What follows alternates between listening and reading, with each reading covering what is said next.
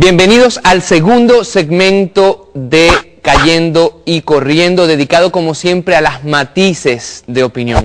Recordemos que para los medios impresos privados venezolanos, lo que en un primer momento se presenta como opinión, más tarde se vuelve, como por arte de magia, información. Lo acabamos de ver con los titulares de El Nacional y del Nuevo País, que colocan artículos de opinión como si fuese información de ultimísima hora.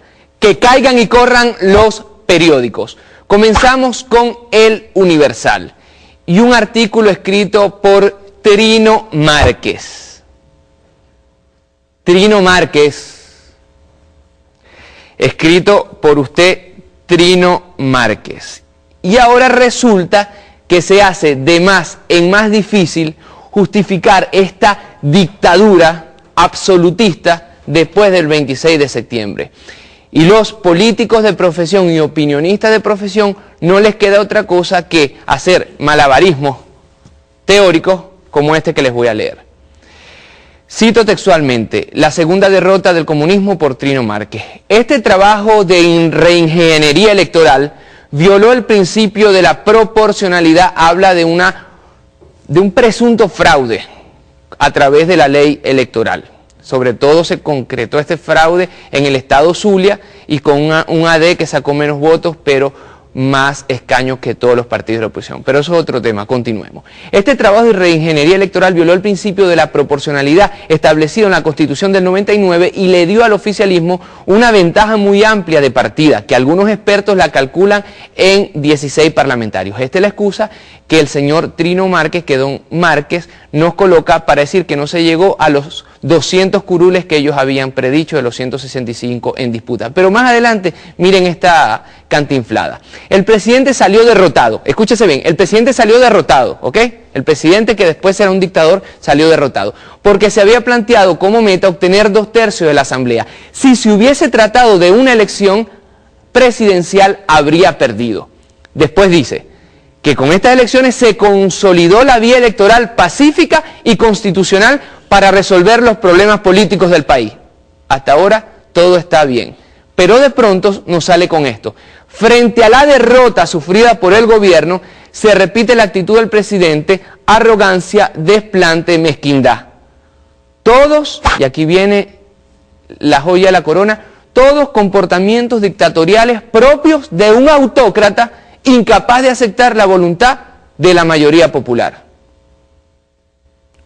¿No entendimos? Usted nos habla de unas elecciones constitucionales, pacíficas, y de pronto nos dice que el presidente fue derrotado, siguen borrachos de triunfalismo, y al final nos dice que esto es una dictadura y que él es un dictador. Pasemos al segundo artículo de opinión del día de hoy. Se trata de últimas noticias. El título es Elecciones y lecciones, lo escribe José Vicente Rangel. Dice lo siguiente: quizás la más grande lección de la historia es que nadie aprendió lecciones de la historia. Se trata de una cita de Aldous Huxley. Después nos dice: ¿aprenderemos las lecciones de las elecciones del 26 de septiembre? Se pregunta José Vicente Rangel. O mejor, ¿las aprenderán quienes tienen en sus manos la dirección tanto del chavismo como del antichavismo? Continúa el artículo: y confieso que en lo personal me preocupa que algo tan relevante como es lo acaecido el 26 de septiembre se banalice, que quede atrapado en la jungla de guarismos y porcentajes manejados a la carta. Más adelante en el artículo nos dice José Vicente: sin duda alguna, a partir del 26 de septiembre hay un nuevo cuadro político en el país.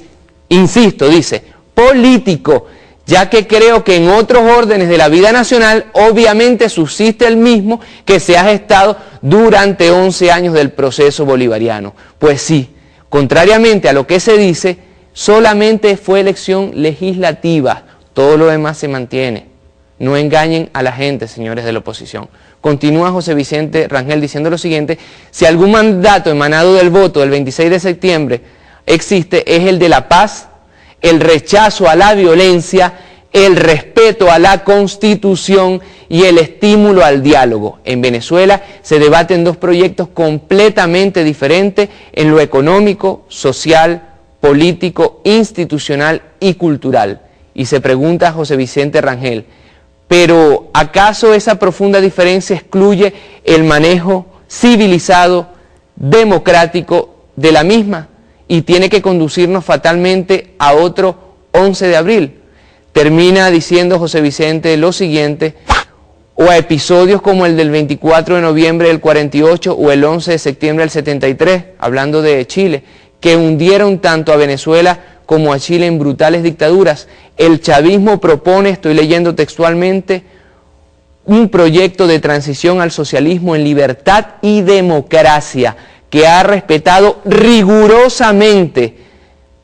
El mismo 26 de septiembre demostró que en el país no hay una dictadura, sino una democracia que funciona y que tiene plenas garantías para participar y alcanzar objetivos por vía democrática, a diferencia de otros que optan por la aventura.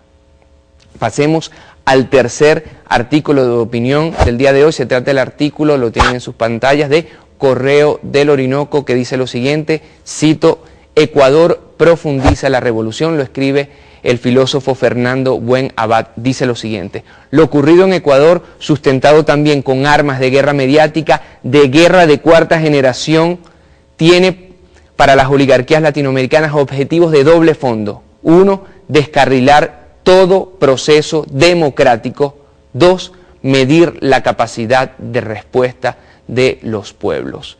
Continúa Abad diciendo, hubo una ofensiva golpista que fue frenada valientemente por un pueblo revolucionario, por su presidente y su ejército.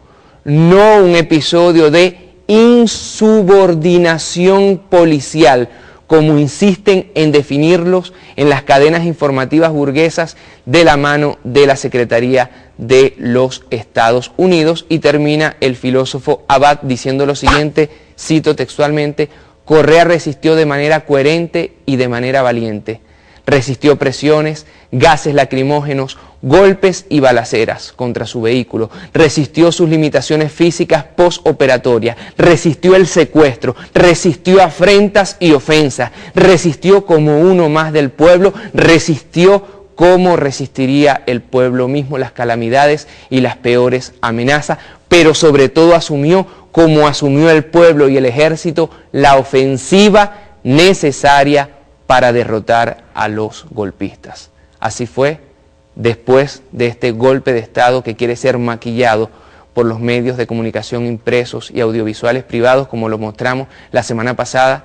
Dijo el mismo presidente Correa, no habrá perdón, no habrá olvido. Terminamos así el segundo segmento de Cayendo y Corriendo y nos vemos en el próximo, donde estaremos analizando las noticias gran nacionales y la caricatura.